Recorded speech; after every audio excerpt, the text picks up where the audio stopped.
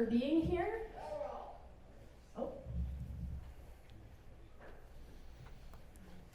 Alors bonjour tout le monde, merci d'être là, les membres des médias. On a plusieurs invités qui sont ici aussi aujourd'hui. Mon nom est Véronique Filiuti. My name is Véronique Filiuti. I work for communications for Unifor Québec.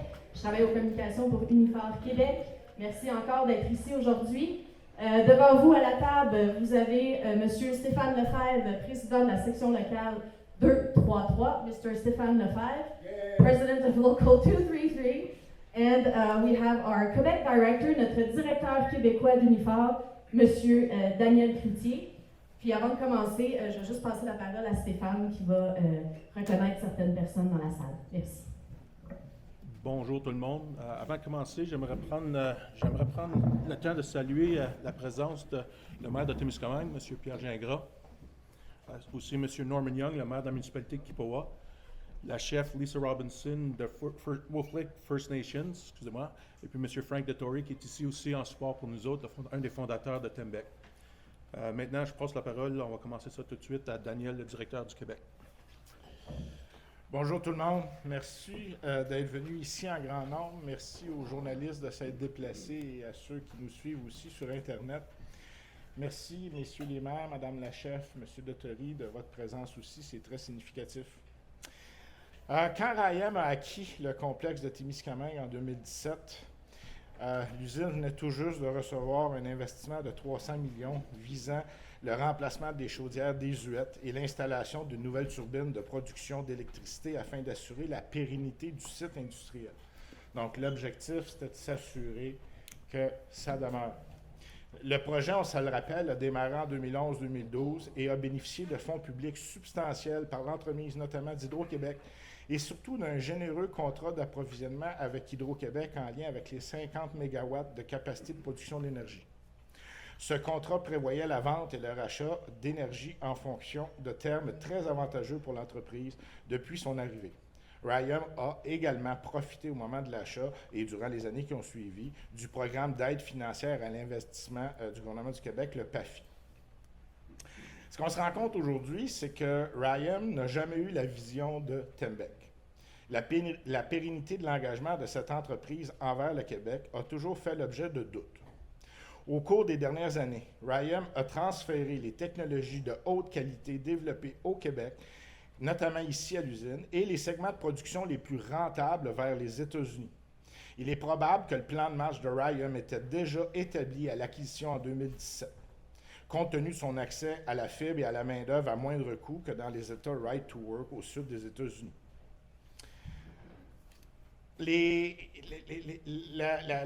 La décision de suspendre la ligne de production de cellulose de haute pureté apparaît à être principalement motivée par la volonté de clarifier l'évaluation financière du complexe qui combine plusieurs types d'opérations, donc on le sait, le carton, la pâte, la cellulose et de l'énergie, en vue de faciliter sa vente.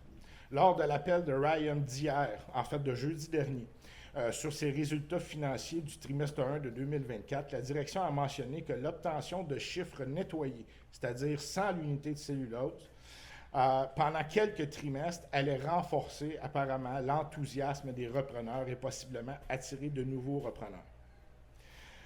Les actions de RIAM nous laissent croire qu'elle veut s'assurer également que la reprise du complexe de Témiscamingue ne permette pas l'arrivée d'un nouveau compétiteur actif dans le secteur de la cellulose de haute pureté et qu'elle souhaite se départir de ses actifs québécois tout en contrôlant son environnement concurrentiel. Donc, dans les grandes lignes, c'est simple. En 2017, RIAM achète une usine qui va bien, qui a eu de l'investissement substantiel, qui a des technologies et des recettes, ça coche et éprouvé, et se met à envoyer ça aux États-Unis. Se met à se départir de tout ça pour transférer ça dans d'autres usines aux États-Unis. Ce faisant, il ne laisse ici, qu'à Témiscamingue, que le produit de base, la cellulose, qui est une commodité et qui n'attire pas la même marge bénéficiaire que les produits à haute valeur ajoutée, notamment au niveau de l'acétate, par exemple. Et là, au mois d'octobre, l'année dernière, ils nous annoncent leur intention de vendre la partie carton et de vendre également la partie de la pâte. Et ils nous disent à ce moment-là qu'ils veulent conserver le marché de la cellulose. Donc, déjà là, on avait des drapeaux rouges, notamment parce qu'on savait qu'il y avait déjà des recettes et des technologies qui avaient été transférées. Ils nous rencontrent 6 mois plus tard. Et là, c'est pas long pour changer d'idée à 180 degrés. Mais 6 mois plus tard, ils nous rencontrent pour nous dire « Ah, ben finalement, on a changé d'idée, on va fermer la cellulose et on va opérer l'usine de pâte et l'usine de carton jusqu'à ce qu'on trouve un repreneur. Et si on ne trouve pas un repreneur, ben on va l'opérer quand même. » Qui est là un changement de cap à 180 degrés. Mais ça se passe avant la conférence de presse où ils font l'annonce de leurs résultats. Et là, ce qu'on apprend à la conférence de presse, c'est que finalement, ils ferment l'usine dans le seul objectif, à court terme, de démontrer à des acheteurs potentiels que le carton et la pâte tout seuls peuvent être rentables. Et ils ferment l'usine aussi dans le but de s'assurer qu'il n'y aura pas de concurrents. Donc, si un acheteur potentiel se présentait en disant « Moi, je veux acheter l'ensemble du site puis opérer l'ensemble du site », ils veulent s'assurer qu'il ne pourra plus opérer la cellulose pour ne pas avoir un nouveau concurrent dans les jambes. Donc, on est ici ce matin pour dénoncer les décisions qu'a pris Rayonier et de mettre les mots sur ce qui est vraiment une écœuranterie. La job que fait Rayonier en ce moment, c'est une job de pillage. Ils sont venus ici, ils ont pillé ce qu'il y avait de bon, puis ils partent avec. Puis ce qui reste, c'est un paquet de troubles. Donc, au-delà du pillage, c'est un bel exemple de cupidité corporative. Tout ça pour $1 de plus pour les actionnaires. En même temps, ça nous démontre à quel point ils n'ont aucun cœur, c'est une absence de sang cœur éhontée pour les travailleurs et la communauté de Témiscamingue. 275 jobs à Témiscamingue, population de 2500 personnes ou à peu près. Probablement, je n'ai pas le chiffre, mais une population active probablement en bas de 2000, parce qu'on comprend qu'il y a des retraités, il y a des enfants, etc. Et donc, si je fais l'analogie avec la région de Montréal, mais disons une population active de 100 000 personnes, d'1 million de personnes, mettons à Montréal, bien 275 jobs sur une population active de peut-être 1500, 1700 personnes, c'est plus de 10 %. Donc, c'est l'équivalent que s'il y avait 100 000 jobs qui disparaissaient comme ça à Montréal. On comprend là que ça veut dire beaucoup d'inquiétude pour la communauté, pour les travailleuses, les travailleurs et les familles qui habitent à Témiscamingue. Sans compter qu'à ce moment-ci, on ne sait toujours pas ce qui va se passer avec l'usine de carton et avec l'usine de pâte. Et on n'est pas dans les meilleures années pour la pâte, notamment, ou pour les produits du bois. Donc, qu'est-ce qui va se passer? Ça devient un gros point d'interrogation. Mais on comprend que Rayonier n'a aucune sympathie pour ça. Ils s'en lavent les mains carrément. Ils font le travail de destruction qu'ils sont venus faire, le travail de pillage qu'ils sont venus faire, puis ils partent avec le sac d'argent, laissant tous les troubles ici à la communauté. Donc, une fois qu'on a dénoncé Rayonier, ce qu'on leur demande, c'est de suspendre leur décision, de laisser la chance au gouvernement, à la population locale, aux acteurs dans la communauté ici et aux syndicats également, d'essayer de trouver des solutions pour sauver le tout. Laissez-nous du temps de trouver des solutions. Il y a sûrement des solutions qui peuvent être trouvées et mises en place. Maintenant, bien, on interpelle le gouvernement aussi. C'est l'autre but de la conférence de presse aujourd'hui. Le gouvernement devra répéter ce qui a été fait à partir de 1972 et dans la fin des années, au milieu des années 70 pour sauver l'usine et sauver la communauté. Et ça, on le sait, ça a eu de très beaux succès pendant près de 50 ans. Et ça, il va falloir recommencer ça. Je trouve inadmissible qu'à ce jour, encore, moi, je n'ai pas vu de déclaration du gouvernement, je n'ai pas vu de déclaration du ministre responsable de la région concernant, à tout le moins, de prendre acte de ce qui se passe. On est supposé rencontrer cet après-midi le ministre Boulet. On a des grosses attentes pour le ministre Boulet. C'est lui le ministre responsable de la région. Donc, on s'attend qu'il va prendre fait et acte pour la population de Témiscamingue. Ce n'est pas le temps de sauver là, les bandits corporatifs. Ce n'est pas le temps de se poser des questions sur les règles de commerce international.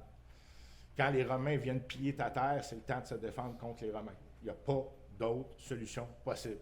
On s'attend que le gouvernement va prendre fait et acte. Fait que le ministre, sa job, entre autres, outre de prendre position clairement pour la communauté de Témiscamingue, c'est aussi de rallier ses collègues, de rallier le premier ministre, de rallier toutes les forces vives au niveau du ministère de l'Investissement, du ministère de la Technologie, pour être capable de trouver des solutions et de mettre les solutions en place qui vont sauver l'usine dans son entièreté et qui va arrêter cette espèce d'inquiétude pour le futur qui se dessine à grands pas en ce moment.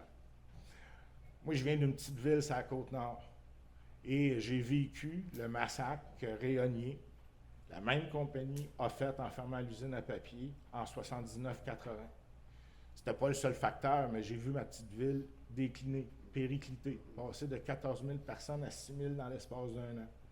Je peux comprendre comment vous vous sentez, tout le monde. Je ne suis pas en train de dire que c'est ça qui va arriver, mais c'est sûr qu'on va se battre pour pas que ça arrive. Et on va aller aussi loin que la communauté de Témiscamingue, que les travailleuses et travailleurs de Témiscamingue voudront aller.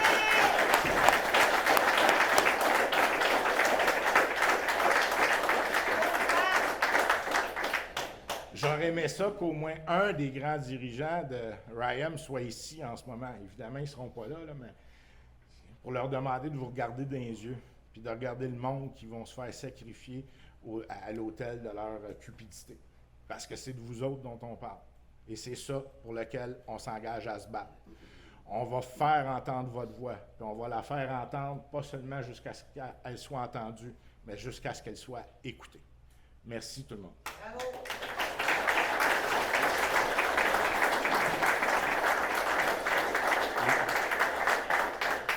Je vais maintenant passer la parole à Stéphane Lefebvre, le président de la section locale 233. I will pass the mic to Stéphane Lefebvre, president of Local 233.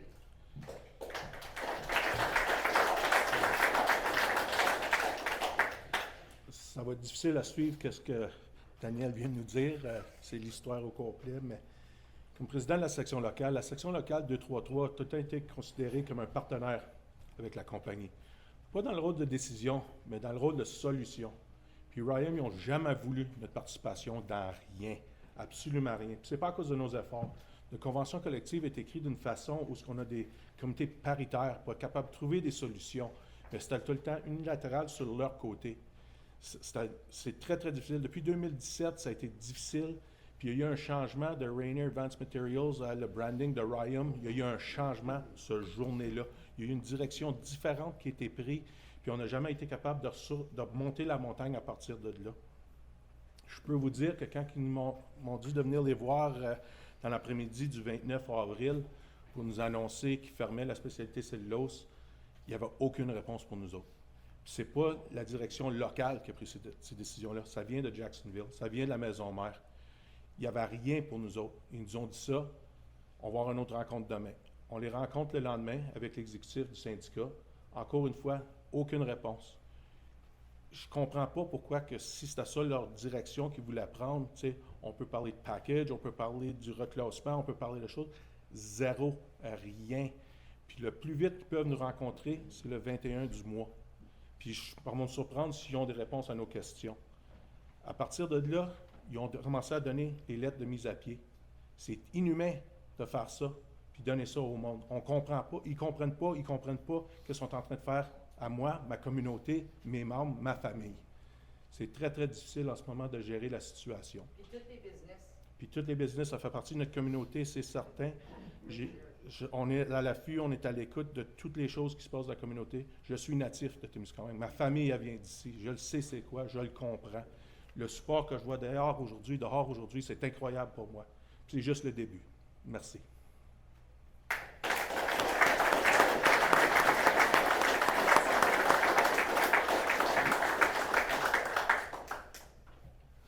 Le maire de Témiscamingue, Pierre, Oui. quelques Je vais mots. monter parce qu'il y a des micros ici pour... Je vous laisse ma place, monsieur le maire. Bon, merci. C'est sûr que depuis l'annonce qu'on a eue de RYAM de fermer indéfiniment l'usine, il n'y a rien de temporaire dans leur discours. On a vraiment entendu ça. Ça a un impact majeur sur Témiscamingue, les scieries, les commerces, les transports, les contracteurs forestiers, autrement dit l'immobilier surtout. Mais principalement, l'impact, c'est sur les travailleurs, l'impact sur les familles, l'impact sur la communauté. Ça, c'est important. C'est sûr que depuis l'annonce, on a déjà eu des rencontres, moi et Norm, le maire de Kippawa, avec M. Dautery, qui est un expert dans le fond n'importe du papier. On lui a demandé sa collaboration, et ce qu'il a accepté avec générosité. Donc, l'objectif dans tout ça, c'est d'arriver que cette usine-là ne ferme pas. Ça, c'est ce qu'on veut. Et ça,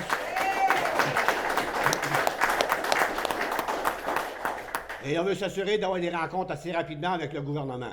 Il faut qu'il nous ouvre des portes pour qu'on puisse en discuter puis apporter des solutions. Apporter des... M. Dautery, d'ailleurs, on peut dire quasiment qu'il a bâti l'usine ici, qui la connaît par cœur. Je pense que c'est la meilleure personne pour nous aider dans ce dossier-là, puis convaincre. Nous aider à convaincre avec vous, les gouvernements, qu'on ne peut pas lâcher le morceau, parce que nous autres, on ne le lâchera pas. C'est tout ce que j'avais à dire. Je vous remercie.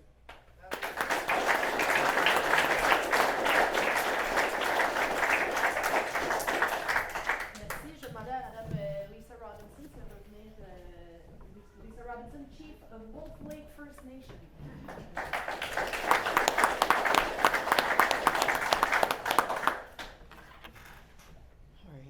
All right. Kweka Kina, Lisa Naduzhnakaz, Mongdo Dam, Megan Sagaga Nadojaba. Bienvenue. Bonjour à tous. Good morning, everyone. I'm Chief Lisa Robinson of Wolf Lake First Nation. And first, I would like to acknowledge everybody, our ancestors, our territory, but most especially our people that are here today standing. Standing here in the hall, standing outside of the hall, all of the employees, the workers, their families, and all of the people that are working here at the mill today to keep things running.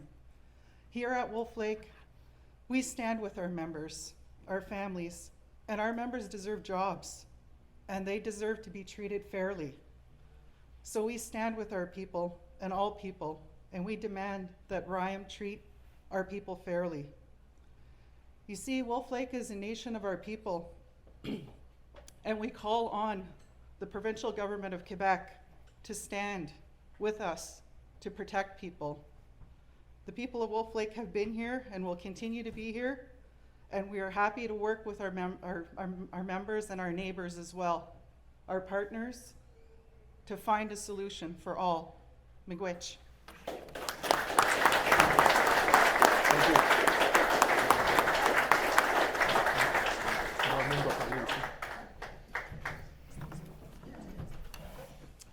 Le maire de Kippawa, M. Norman Young, va nous adresser aussi. Oui.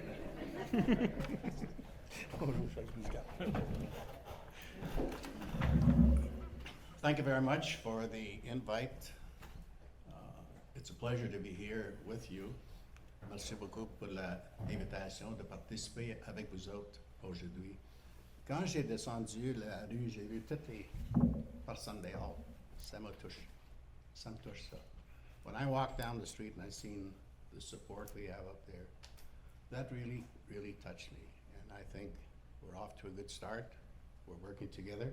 Je pense que quand j'ai vu du monde dehors, ça m'a touché. Puis j'ai dit, je pense qu'on est prêt pour avancer ensemble. Ça prend la unité de tout le monde. Puis on va faire ça. Il y en a dans ma communauté de Kippawa, il y en a des Algonquins, des Français, des Anglais. On a travaillé toujours ensemble. In my community, we've got English-speaking people, French-speaking people, and Algonquin people. And we're just citizens of Kippawa. We're not different. We all want to work together, and that's why I'm proud to be the mayor of a municipality like Kippawa.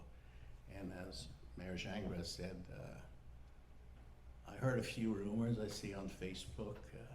What's going on? How comes the communities are not involved? Well, j'ai vu sur Facebook que qu'est-ce qui passe? On n'entend pas rien de la municipalité de Kippawa, Témiscamingue. Mais je pense que, comme M. Gingras a dit, on a eu des rencontres ensemble pour discuter ça. On savait que le syndicat travaille fort, puis on a toujours dit que la journée va venir, on va mettre tout ensemble, former un genre de comité pour avancer tout ça. Puis c'est ça, on a eu des rencontres avec M. Dautery. Il avait de expérience dans qu'est-ce qu'on a vécu aujourd'hui. So I want to thank you. We're here with you, and we're going to get through this together. Chimiquich. Thank you very much. Merci.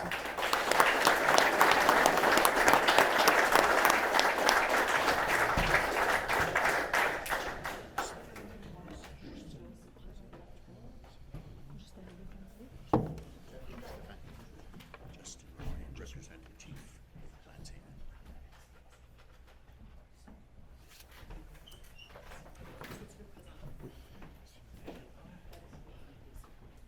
Justin Roy de la communauté Québec First Nation est ici pour adresser à Lance que j'ai contacté, le chef de la réserve, qui ne pouvait pas être ici aujourd'hui, mais Justin va prendre sa place. Merci, Justin. Oh, merci. Bon matin, good morning, Kwe everyone.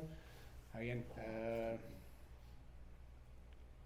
wish we didn't have to be here today, but in saying that, again, I'm glad that we all are here today and this show of support that, again, this plant, this facility means, I think, more today than what it did last week and the week prior, and again, be able to show that everyone here is working towards the same thing, and that is, again, trying to save our small town here, because without this facility up and running and employing all the people it does employ, who knows what's going to happen to our, again, I would like to call it a little piece of paradise that we have here. So, what are the solutions going to be? I'm not going to sugar it, who knows, but I'm happy to sit here as a representative of Quebec and say that, we want to be part of the solution. Between us, Wolf Lake, the town of Timiskaming, the municipality of Kipwa, there is something we can do together to make sure that this problem doesn't grow into something larger than what it already is, and maybe we could work to try and bring back a lot of these lost jobs, because we need them and we need to work with each other. So I'm happy to sit here, as a representative of Quebec and say that we want to be part of the solution. What those solutions are, we're going to be working with all the union reps, our fellow neighboring municipalities and towns and sister communities in Wolf Lake, and any of those that want to be part of the solution, because there is a solution here, and happy to work towards as a representative of Quebec. So with that, I'll end it there. So merci, thank you, Miigwech.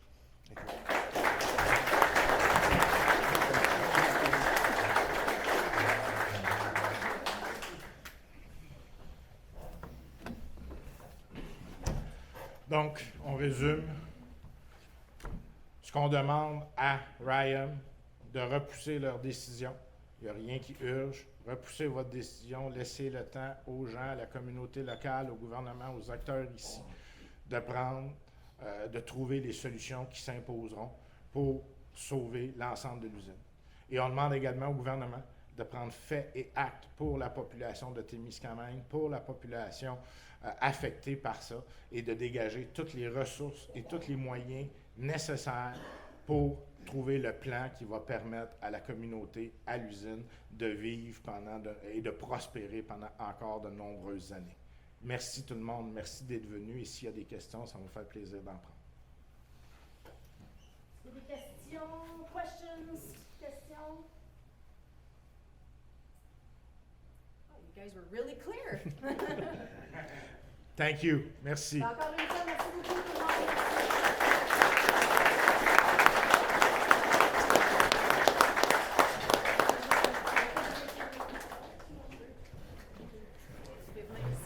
Oui.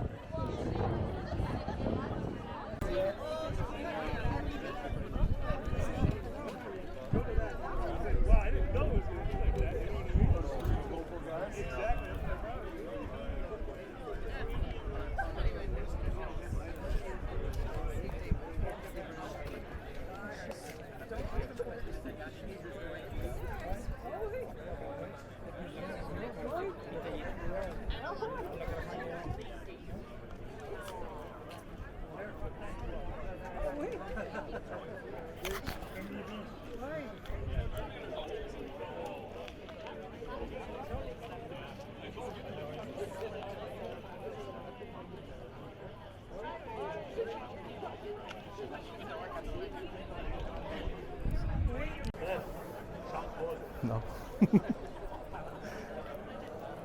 Bonjour tout le monde. Je vous demanderai s'il vous plaît votre attention. On a des gens qui vont venir prendre la parole. Je vous remercie d'être ici en grand nombre ce matin. Je m'appelle Luc Perrault, je travaille à la mobilisation pour Unifor. C'est vraiment beau de voir ça. Et vous le connaissez, il n'a pas besoin de présentation. Le président de la section locale 233, Stéphane, à toi. Bonjour tout le monde. Hi everyone. This show of solidarity touches me. I really want everybody to understand how much and how difficult this has been, but without the help and the support of my community, my members, we wouldn't be going anywhere. But you're here and we're just starting the fight. We have the full support of our national, and I'd like to present Daniel Cloutier. He's the Director Québécois for Unifor, and he has a few words for us.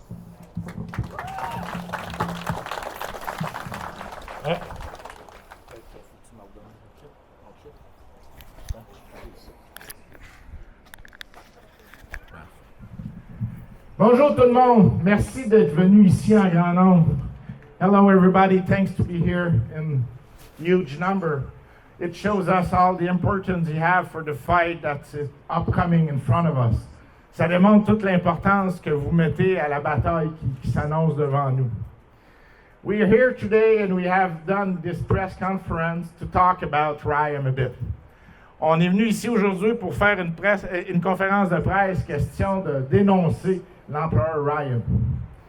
What they're doing, it's pillage, it's robbery. They have taken air. It's robbery! Yeah, it's robbery. They have taken the best recipe, they have taken the best technology and transfer all that to United States.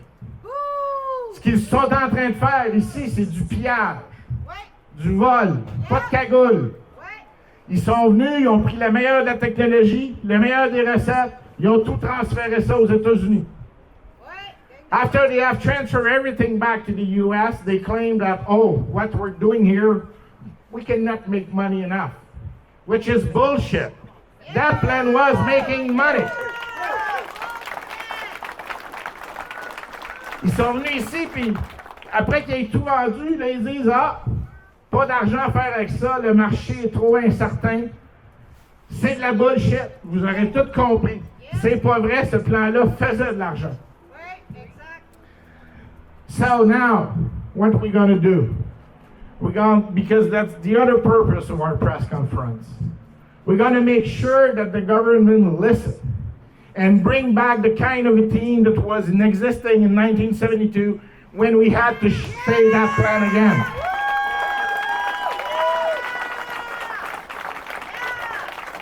We'll make sure that your message has been heard by everybody, but not just heard, also listened to.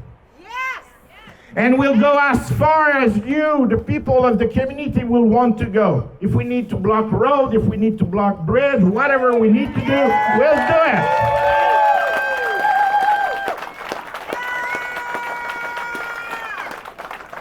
You know, I always love to come here, and I come often with my friend Stefan, normally to talk about union business, but I didn't expect to come here on a sad day like it is, because it's not good news.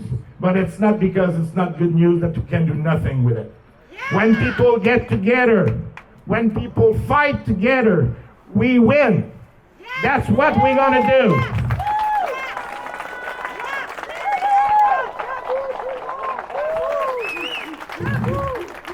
Fait qu'on est venu ici aussi aujourd'hui, le deuxième message, c'est un message au gouvernement.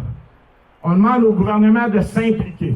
On demande au gouvernement de recréer les mêmes conditions, le même genre d'équipe qu'on a vécu en 72, 73, 71, quand il a fallu sauver l'usine encore une fois. Ce qu'on demande au gouvernement, c'est de prendre fait et acte pour la population, la communauté locale ici, et de les défendre contre les méchants qui viennent de l'extérieur. Parce que c'est ça qui s'est passé. C'est ça qui est en train de se passer. On demande au gouvernement de prendre fait et acte et de le faire maintenant. Et nous, on va aller aussi loin que vous allez vouloir aller. Aussi loin qu'il faut pour se faire entendre. Et pas juste pour se faire entendre, au bout de la ligne, pour se faire écouter. Se faire comprendre et qu'il y ait des actions qui se passent pour que l'usine puisse fonctionner à plein régime dans les 3 unités.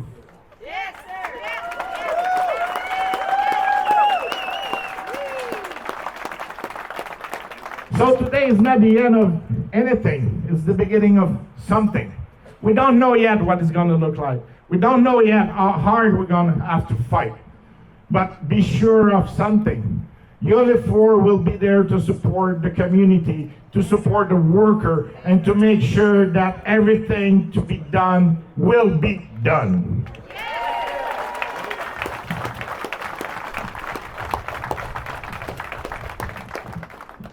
Donc, on ne sait pas qu'est-ce qui va se passer, quel genre de bataille on va avoir. Mais il y a une chose qui est sûre, on ne laissera jamais tomber. Unifor va être ici avec vous, avec l'exécutif local, avec la communauté. Puis on va aller aussi loin qu'il faut aller. S'il faut bloquer des ponts, s'il faut bloquer des routes, s'il faut se faire entendre crier jusqu'à ce que ça descende à Québec, on va le faire. Et tous ensemble, on va réussir. So again, thanks everybody. Merci tout le monde. Puis lâchez pas, on vous lâchera pas. Hang on, we'll be there. C'est pas facile à lire, en fait. No answers. Any of our questions. We're their partner, and they don't want any of our help. When they announced this, they also said that, we looked at every avenue, we talked to everybody. Bullshit. They never talked to the union. They never did anything. This was a decision made by a U.S. company to come and rape and fill their pockets, and that's what they're doing, and it's up to us to stop them. Thank you, everybody.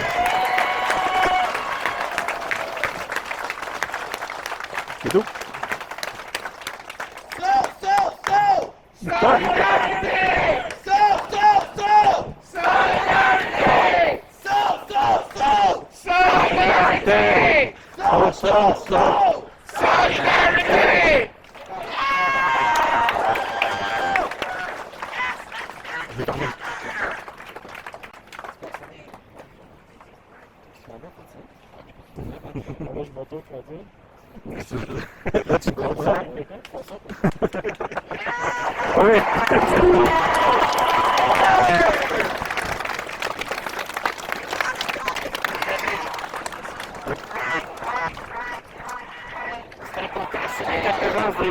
Conseil de l'ordre, puis de Parce que moi, j'ai peur de massacrer le nom.